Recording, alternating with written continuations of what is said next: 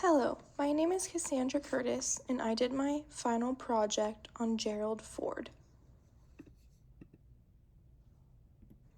Gerald Ford's political career occurred under extraordinary circumstances. Four things happened for him to become president. First, the VP resigned.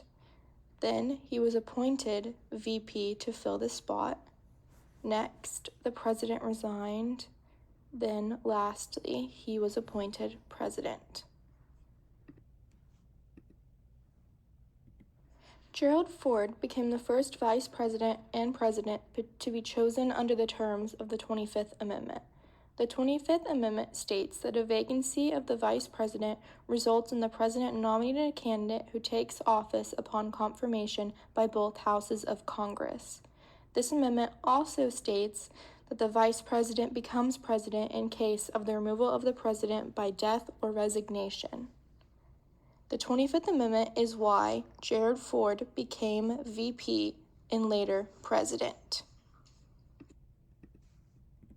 The resignation that resulted in Ford becoming VP was Spiro Agnew, who resigned after he was charged with income tax evasion and political corruption, including bribery, conspiracy, and extortion. When he resigned, Nixon nominated Ford, and after receiving support from the Senate and the House, Ford took the oath of office on December 6, 1973, making him vice president. However, this was a difficult time to be in the White House as Nixon's presidency was beginning to crack under the weight of the Watergate scandal. This scandal arose after it was revealed that Nixon and his aides had engaged in illegal activities during his re-election campaign, including several men who were political operatives working on the president's re-election campaign burglarized the Democratic National Committee's headquarters at Washington's Watergate Hotel. After this occurred, Nixon and his associates attempted to cover up any evidence of wrongdoing.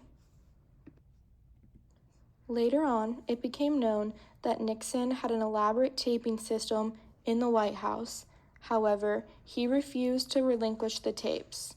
Nixon was later forced to hand them over to investigators after the Supreme Court ordered him to do so in July of 1974.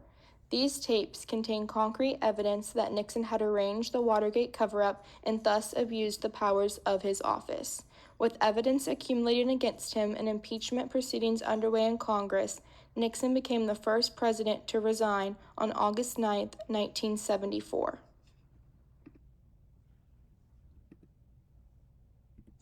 Immediately after Nixon's resignation, Ford was sworn into the 38th President of the United States after being vice president for only 8 months, becoming the first person to ever occupy that office by succession rather than election.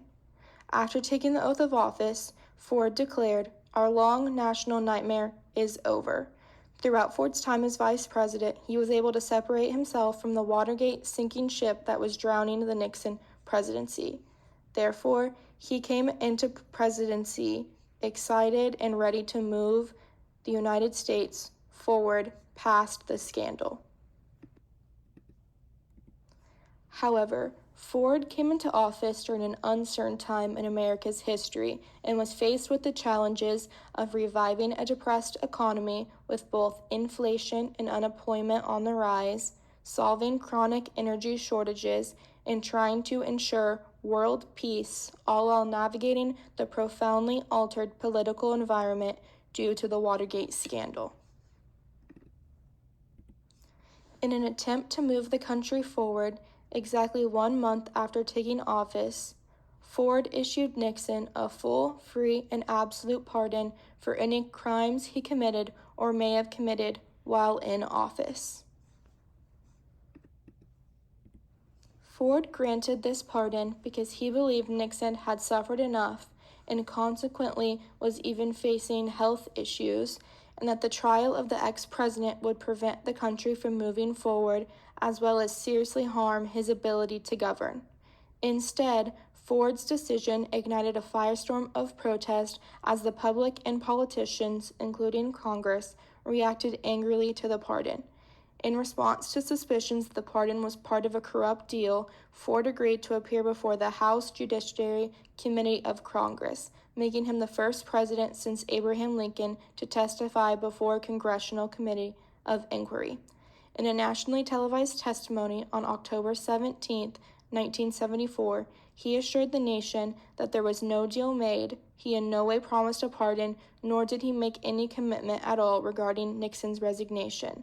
The committee voted to close the investigation shortly after, generally discounting the likelihood of any deal, however, not before the ordeal damaged Ford's popularity and ended his honeymoon.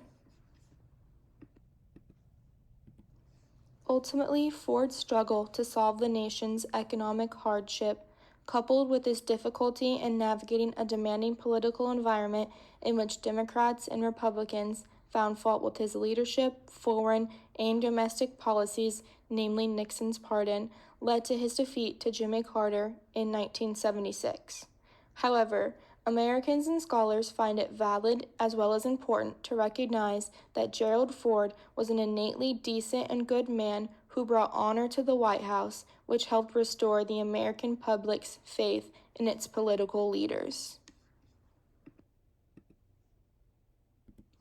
Thank you for taking the time to look over my project as well as listen to my presentation. I hope you have a wonderful day.